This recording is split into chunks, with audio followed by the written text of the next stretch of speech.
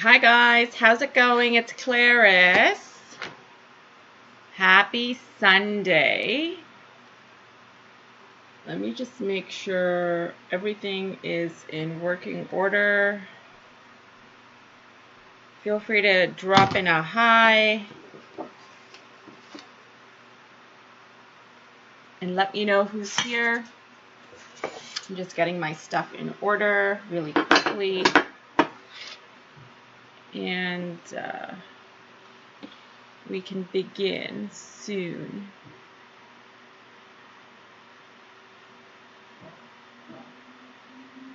There were 2 people here, and now all of a sudden I'm not seeing anyone.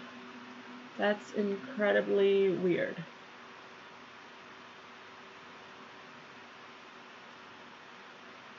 Oh, we've got one person back again. That's good. Okay, just gonna adjust. Let me know in the comments who's here so I can say hi.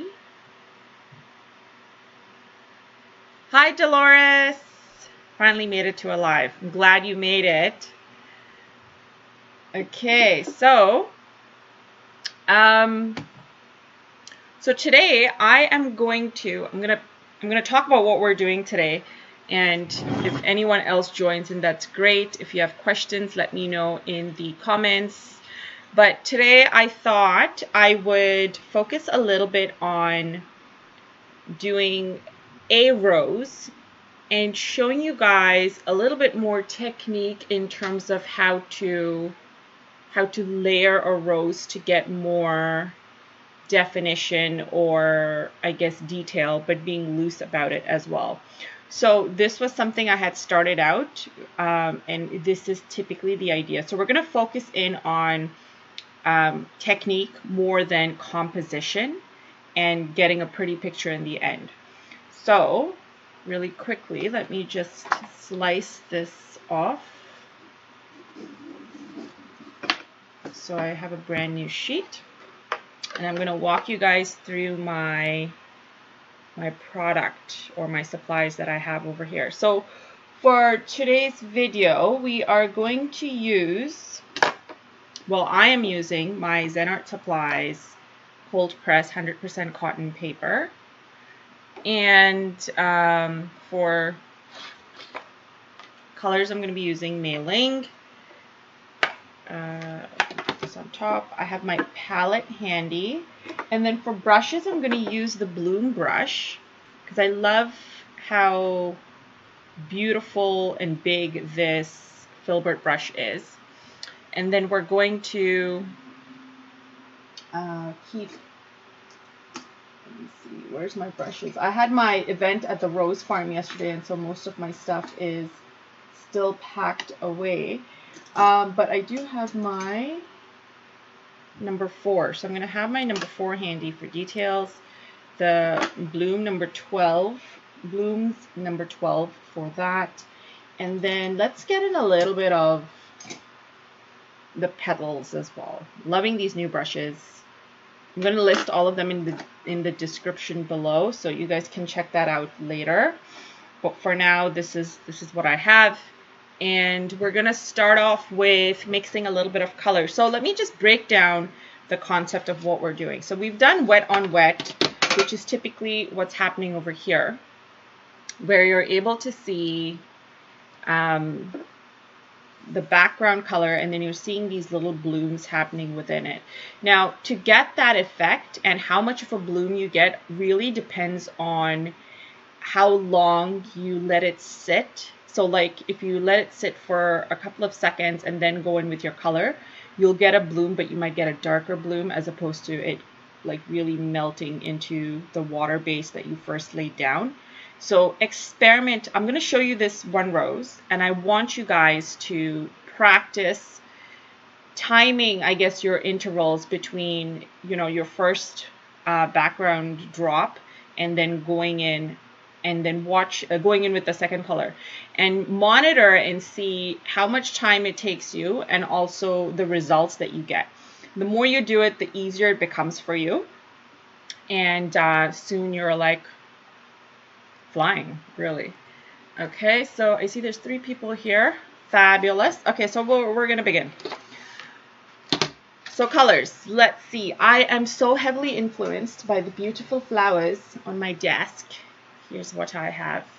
And this is from my neighbor's garden. We're not going to paint this. This is like really intricate and delicate, but I will keep it on the side for inspiration. But I love the colors, so I'm going to use typically these colors. So these would be more of a I think it's got a little bit of like a pinky peach. I might not be able to get the exact same, but definitely some vermilion, a little bit of magenta, maybe even a little bit of that cadmium yellow mixed in with some of the magenta. Let's mix some colors and get going and see how we do. Okay, we'll keep that flower off to the side and we can begin. So I said Bloom's brush, right? Yep. So using my Bloom's brush, because this is what we're going to do for our base, let's get a nice light pink base down first. And this palette, I might need another palette, so because this is so huge and the little cake things in there are very, very small. So I'm going to use this area for my mixing. So I said magenta, so we're going to start with magenta, and magenta is the 4th color. 1, 2, 3, 4 over here. And I want to get it watered down. Right now this is a nice dark magenta, so I'm going to dip my brush in water, get it to be really watered down, and then we're going to use the full width of the brush of the filbert to get some strokes going on inside. Okay, so moving this, let me just make sure things are straight for you guys. This is better, otherwise it's at a slant. And then let me just lower the lighting just a little.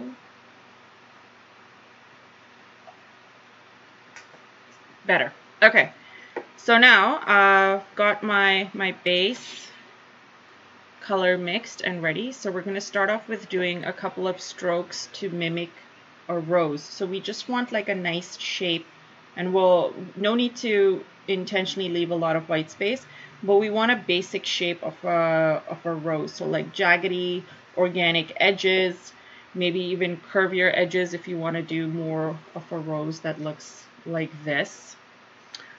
So that's the idea. So here we go. Let's start.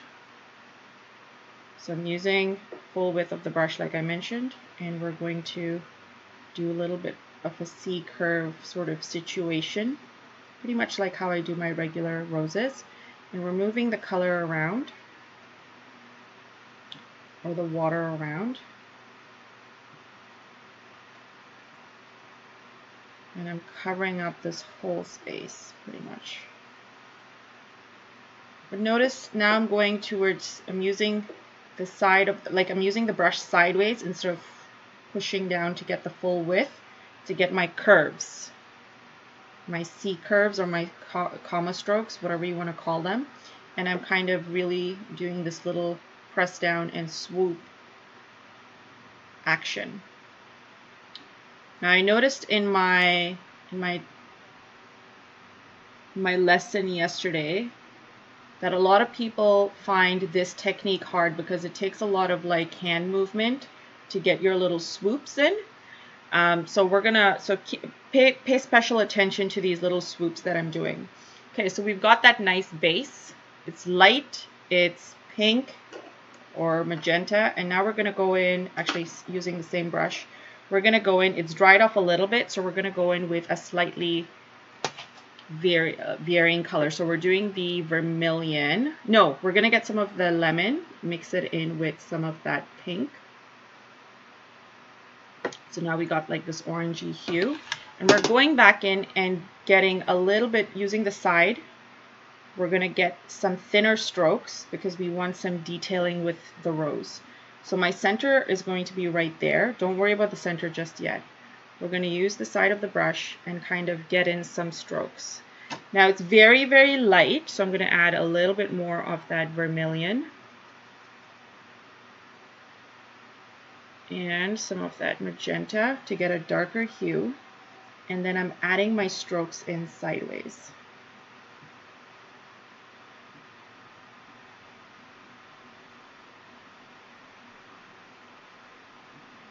So my rose is facing upward this way, so you can see the strokes and they're very light. And once we've added these strokes in, we're pretty much layering while it is damp-ish. I'm going to get this brush of mine, the number 4. And let's get in a darker hue of what we have and lay that in right now so you can see how it blooms in nicely. 1, 2, 3, 4. Here we go. So it's majority of this is a red or a pink rose. So we're going in, and now we can do our little center. Make sure you're spacing out how far you do your little C curves.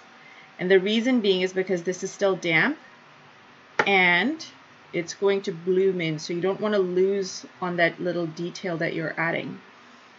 Now, if you have a number 6 or a number 8, I would suggest that's a better option, because the number 4 I find is giving me really thin strokes. But the number 6 or the number 8 will give you thicker strokes.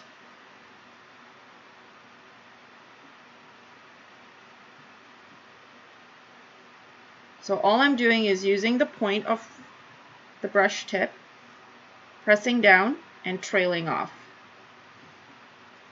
Getting more of that color, pressing down, trailing off, and I'm just adding more detail to my rose. Now at this point, we've got a beautiful base. We've got several colors happening, and I don't know why it's super light. It's showing up very light and yeah, on my screen, but I'll show you guys in a bit. Hopefully I'm able to. I think it's just too light outside or inside. Okay, so we allow this to dry just a tad. Let's mix a darker tone for the center of our rose. So majority of this is magenta. Yeah, so we're gonna mix a little bit of the Van Dyke brown in with it to get a darker, rosier brown, like that. And this time now, we go in, so use a smaller brush, so like the number 4 is perfect for something like this.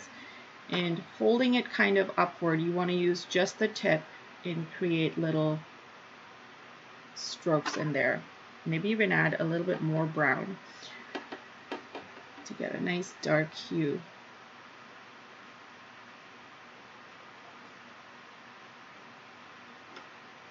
So this is all about technique. This is all about allowing your rose to dry up just a little bit before you go in and you add these little strokes that kind of give you a beautiful blend. And you don't want to do it all throughout. You just want the darkest portion in the center. And then as we're going outward, I'm dipping my brush in water to make the brown or the color that I have a little more translucent.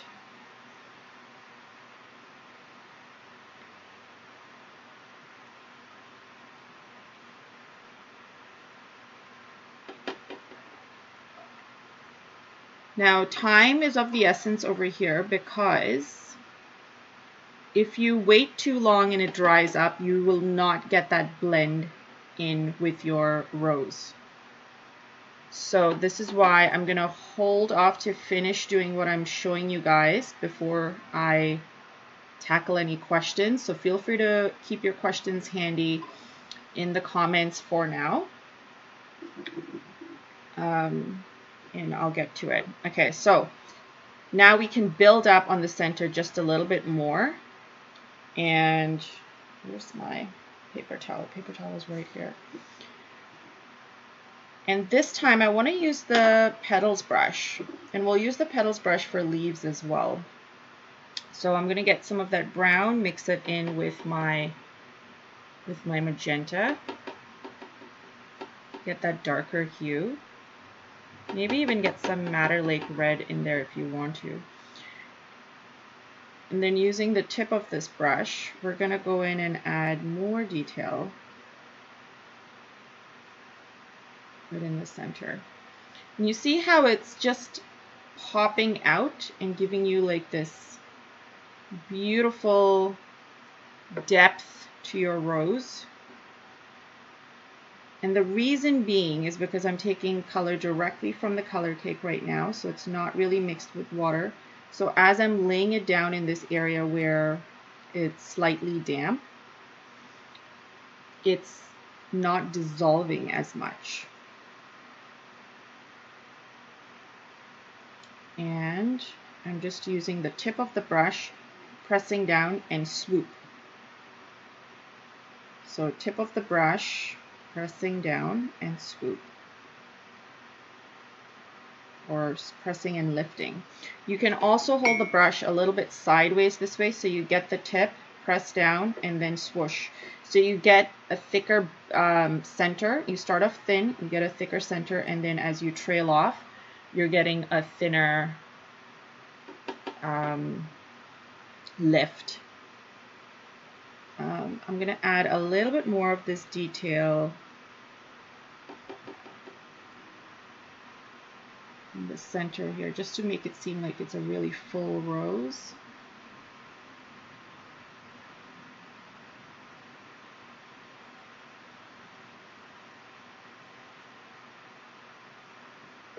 Just a little at the top, definitely this area here. And again, when you're doing this, time is of the essence because you want to get it in as it is just a little bit damp, so it gets a nice little bleed happening in there for you.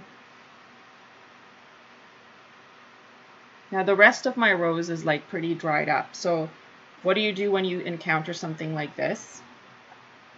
You just take your brush, make sure it's lightly damp, tap off the water, and just swoop out the color so you get a softer finish.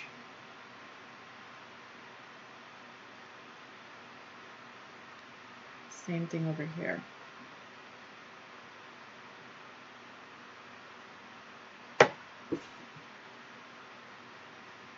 And you're getting, and the petals brush I find is beautiful for these little instances where you're kind of indicating a little flip of the rose petal, and then you can just go on the one side and smoothen it out so the other side is nice and hard edged. And so you're getting the implication of these folds happening within your rose. So I'll do a little bit, or just one more happening over on this side because we got this nice long one here. So using the tip, and I'm going to press down on the thick of this brush to kind of get this sort of implication.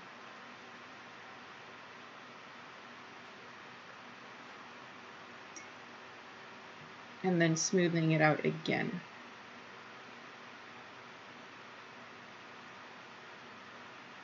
With just a little bit of water on your brush, you're just smoothing it out so it gives you a nice softer blend.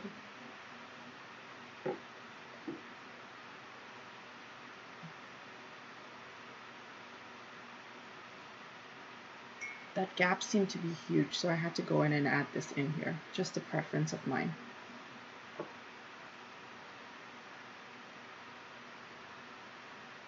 Okay, and that is it for most of the rose, but I want to go one last time in the center and give it another darker layer with that brown and some of the magenta. And we're just going to lightly, because it's too perfect right now, so I'm just going to add a little bit more of like organic detail. So I'm using my number 4 and I'm just sort of lightly going around this to kind of give these folds that we have a little bit more of an organic look.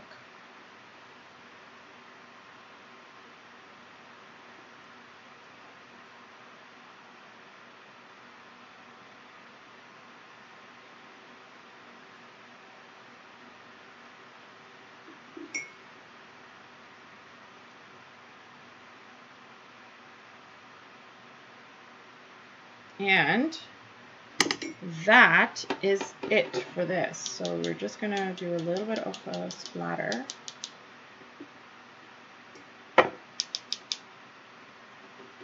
Getting some water. I just wanted to do a splatter, so that's why I'm doing one.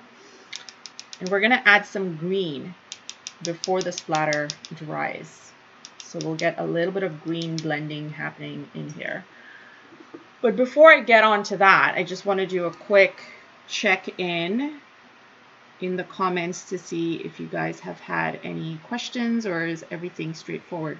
We're focusing, if you've joined in very recently, we're focusing more on technique, more than composition, other than composition for today. Hi, Jacka, too early for wine. For me, what time is it now? Yeah, we are going to be doing a Father's Day drink in the backyard with the neighbors, so I'm gonna hold off till then. Marcella, hello from Texas. Hi, Marcella. Okay, so how's everyone doing so far with their rose? Has it been... Was there anything that I explained right now that was not quite making sense? Let me know, and I am happy to clarify. So if I don't hear anything, we're just going to move on. So I'm going to use the Petals brush now, and let's get some leaves. Actually, before Petals brush, let's use the blooms for the base, and we can use the petals for some nicer, darker details. So using my bloom, I will get, we need to get like a nice dark green. So I'm going to take some of the emerald and I'll mix it in with some of the Van Dyke, it's the Van Dyke brown. Burnt brown or Van Dyke brown works just as well too. But what I'm mixing it with is the burnt brown. And I'm watering this down because we want this slate to be watery. And here we go. So we're gonna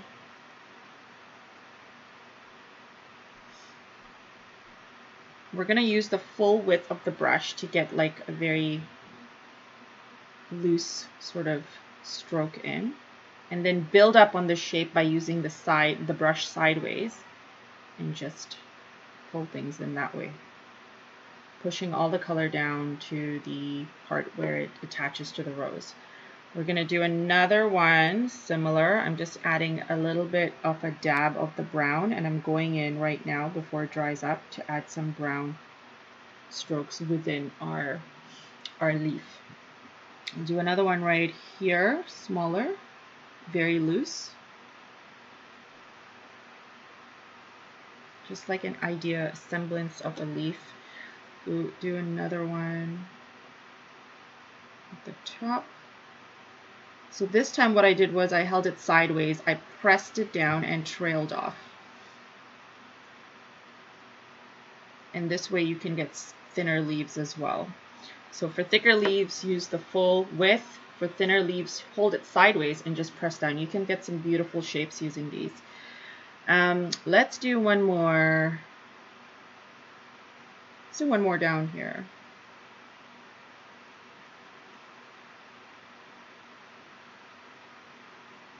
And then you can always shape off so it's curving your petal using the number 4 or just like a regular round to kind of really give that nice indication of boundaries to your leaves. So I'm going to get some of that dark I was going to say orange, dark green, and I'm mixing it with some of the burnt brown to get a darker color, just so I can go here and dab it in and get a nice darker hue. So we got that dark to light effect happening at the base, just adding more depth to our leaves.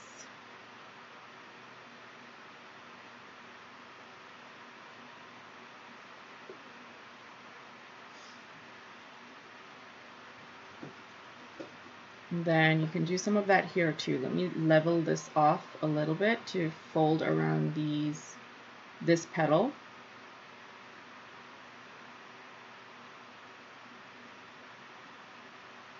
Just pushing color around.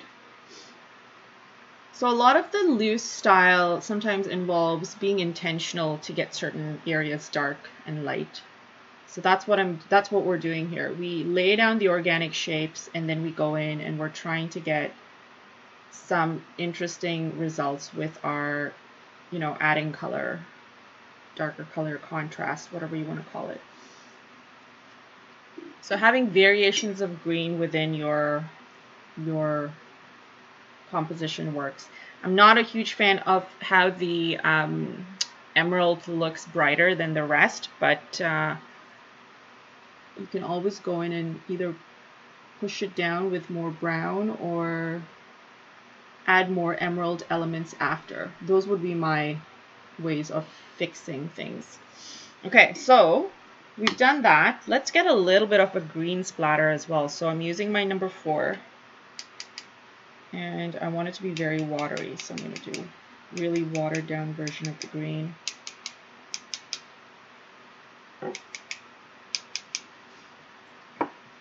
Just like that. Jacka says, I ordered the PetalsBrush but haven't received them yet. I'm just watching, but you make it look so easy. Oh, Jacka, you're going to love the PetalsBrush. It is so relaxing to just sit there and just using the tip, press down and trail off. And I've noticed since the class that I did yesterday where I was in person, everyone says it looks very easy, it looks very easy. And it is easy. The difficult part is getting that stroke in. So for instance, the way I do it, what I noticed a lot of people were doing, and maybe this will be helpful to you guys as well. Let me take a sheet of paper. Do I have a sheet of paper that's just, give me 1 second. I think I do, yeah, okay. You do. Okay, so I've got a sheet here. And what I've noticed a lot of people were doing was this. I'm gonna hold it sideways in hopes that you guys can see this. People were doing something like this when they were doing, when I said use the tip of your brush, press down and trail off. People were doing this. Hold on, I'm going to get a darker color.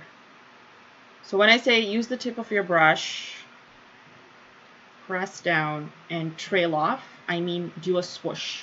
Like your hand should literally go like this. What people were doing, I found, was starting, pressing, and then they would lift. So they wouldn't get that, if they didn't flick, they wouldn't get the thin end or like that really loose looking flyaway to the end of the leaf. So keep these things in mind when I say things like, you know, start with the tip of your brush, making sure there's not a lot of water so you get a nice fine point tip. Press down, I mean press down the full length of your brush. Notice how it's pressed down. And then trail off with the flick.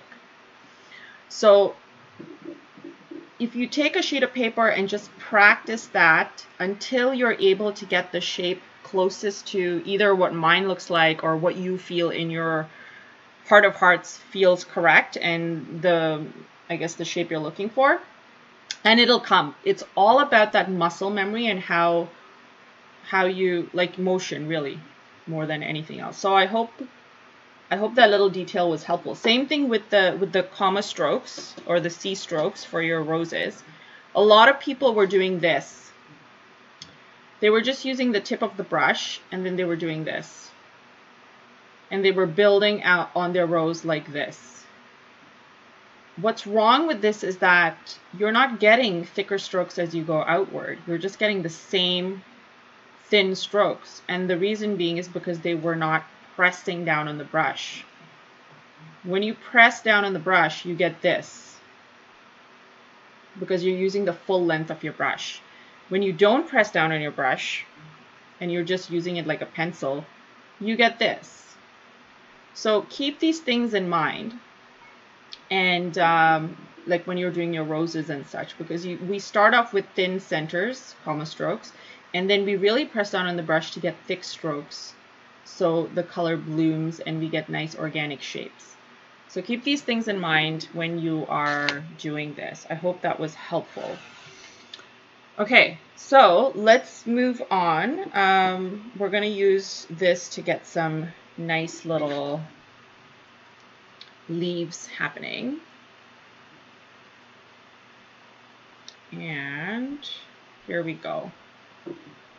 So we're going to get some, move this over here. I'm going to get some of that emerald green, mix it with all that brown that I have. And this time I'm going to get a little bit of, because I like using different variations of the green, so I'm going to get some of that yellow, what is it, yellow ochre. Yes, yellow ochre, and mix that in to get a little lighter green, like a baby green, but not bright. Maybe an army green, you could say. So now using the tip of the brush, we're gonna start creating little stems just to give us some direction in on where the leaves are going to be. So let me move this out of the way. So using the stem, you can get some beautiful, light looking, thin strokes. Look how thin that is. That's incredibly thin. I don't even know if you can see it. That's how thin it is. But then using the tip, and if you press down like this and just sort of trail off, you get leaves. I need a darker, slightly darker hue. Just drop in some color and you can see the swoosh. Lightly creating using the tip of this petals. Press down, trail off. Now I have a video for you guys where I focused in on doing leaves using the PetalsBrush, and I'm going to put it up sometime this week for you guys to view and practice with the PetalsBrush.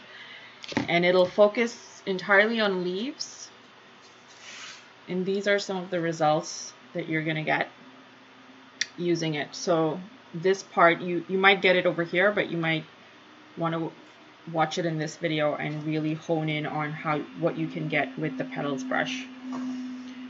Okay, so continuing on, I'm just going to do like a very shabby looking leaf at the end to keep things nice and loose. And then just mixing a little bit of that brown to get some detail in my leaves here. So all I'm doing is just adding a little bit of a vein, center vein, partition, whatever that part of the leaf is called, to kind of really make it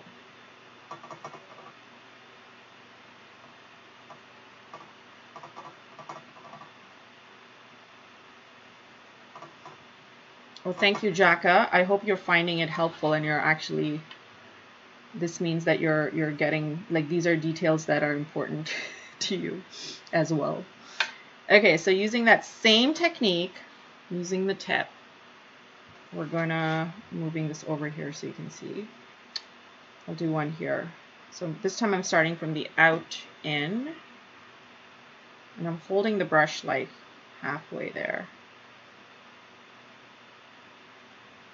And then we'll do a leaf kind of up in the air this way. So watch how I'm pressing down and kind of trailing, using the tip to go back onto that stem. I'll dip the tip of my brush in water, and we're going to do this on the other side of this. And this time I'm just pulling it down straight. I'm not kind of moving it around or anything.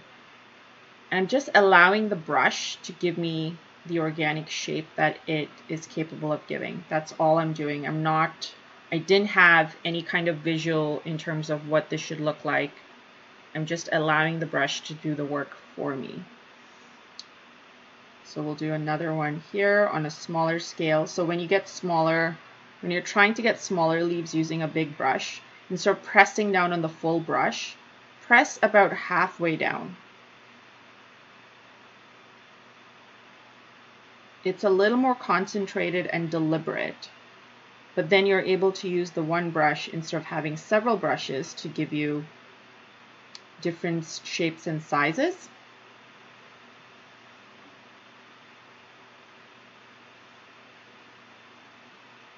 So same thing here. Just adding darker detail to the center over here. So this way we've got pops in certain areas for the leaves. I don't see a link for the Petals brush. Are they Princeton Swords? No, these are all Petals brushes. And these are the same brushes I used in my new video on YouTube. I mentioned in the beginning, you probably missed it, but I'm going to list everything that I've used here in the description. I just wasn't sure if I was going to use the Petals brush. That's why I didn't list it. But I'll list the bloom and the petals so you guys can check that out. Yeah, that is it. Okay, one last thing. I'm going to add more of that yellow because I really wanted a nice pop of like a brighter green. So I'm getting more of that yellow ochre in here. And let's just do one more kind of like stray leaf off to the side. The variation in color I love, and which is why I always say to you guys, like, have different variations of green. And all I'm doing is right now, the way I'm using the brush is using the tip with the pointed, I guess the base is thick and the top is just a point. Starting with the point, pressing down, and just sort of lightly trailing off. That is all I'm doing.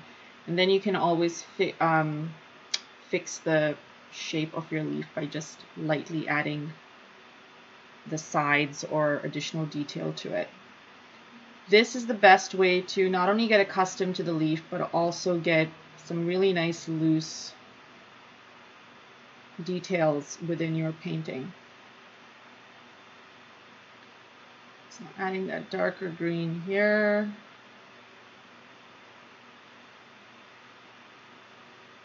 Perfect. Okay, so one last thing that I want to do, and we're going to do this and then this is done, is we're going to add detail in the center of our bigger leaves. I was initially thinking maybe we could go over it and add smaller leaves, but I like the idea of just having the lighter leaves in the lighter green and then giving these guys more detail. Oh, screen went blank. 1 second. I need a battery. Oh.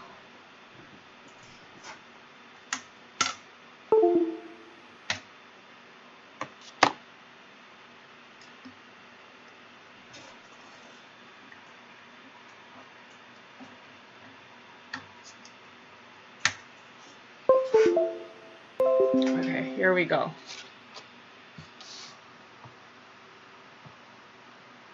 Give me 1 second. There we go. Thanks for letting me know. I didn't look up. I was too busy doing this stuff. Okay, so like I was saying, we're going to use the number 4. And we're going to get some darker detail in the center. So again, just use a little bit more of your dark brown or your burnt brown mixed in with some of the green where there's more of the brown, so you get a nice like woodsy sort of green. So when we go over these, it'll give you a nice dark look or feel. Contrast. Okay. So I'm mixing mine onto the side. Somehow I end up always getting a lot more of the emerald green, so dipping for more brown here.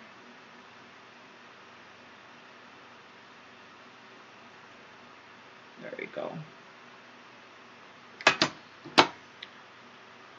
And I think we are ready to add some of these details. So here we go, just using the tip of my brush, just gonna lightly trail and add that middle length there, and adding very loose sort of extended veins to my leaf. And you don't have to do all of them. And you can have some like really thick strokes in there to kind of indicate shadow or like little folds of the leaf, just exactly how I'm doing it here. Keeping it loose, because if it's too perfect, the lines are all perfectly placed, then you're kind of losing that whole loose look to your painting. So that's the whole point of kind of going thick, thin, a little bit of gap in between. Some areas are a little bit darker. This is where you're kind of selectively adding detail without adding detail.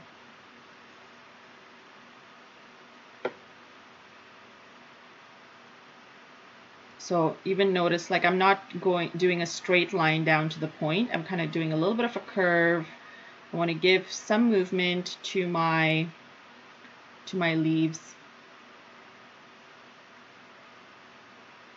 Kind of make it look a little whimsical and loose as opposed to perfectly symmetrical.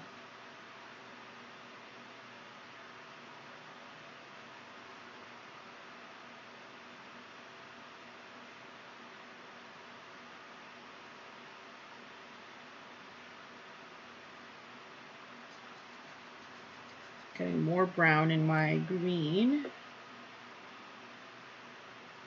Can even add some in here in these guys, just little light.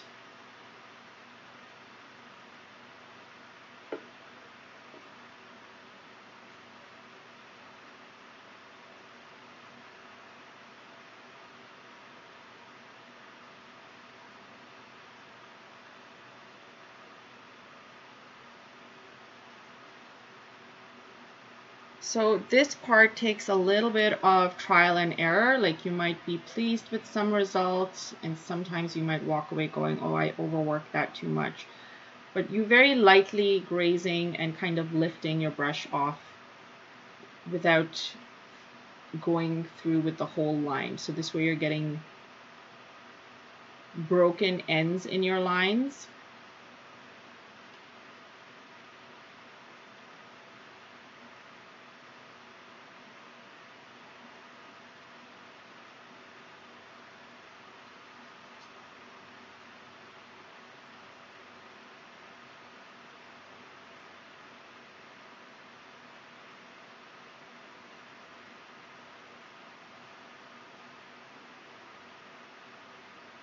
I'm just finishing up these ones.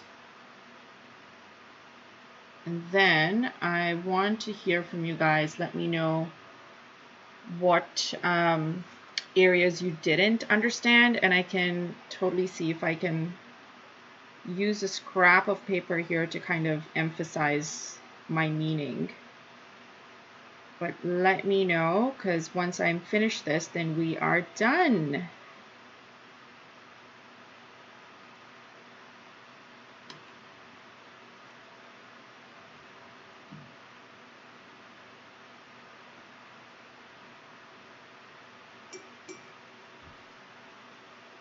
Yeah, I'm going to give it a little bit of a extra splatter.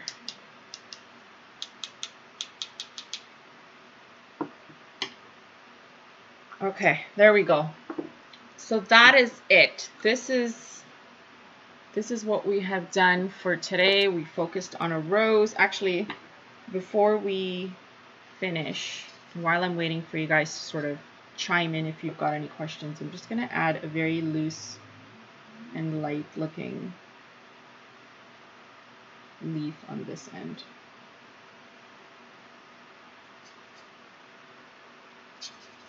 Just because that part looks very light. There's a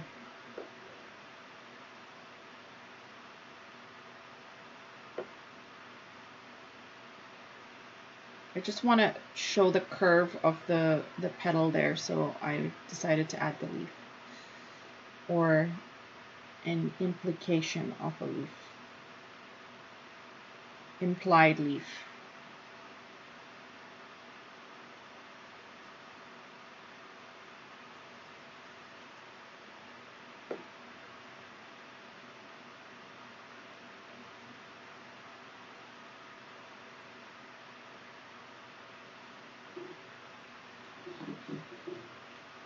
There we go, much better. Much better to me. Okay, so any questions at all, or did we understand that? You're welcome, Marcella. Did you guys like, let me know in the comments if you're watching this later as well. Like, do you guys like the idea of honing in on certain techniques as opposed to composition for the lives, or do you prefer doing the compositions where we've got a nice floral arrangement? Let me know, and accordingly I can adjust the lives for you guys. All right, otherwise that is it. Doesn't look like anyone had any questions, but if you do, please feel free to either send me a DM or something, and we can go from there. All right, guys, thank you so much for joining me, and hope you have a wonderful, wonderful Sunday. We'll chat soon. Bye.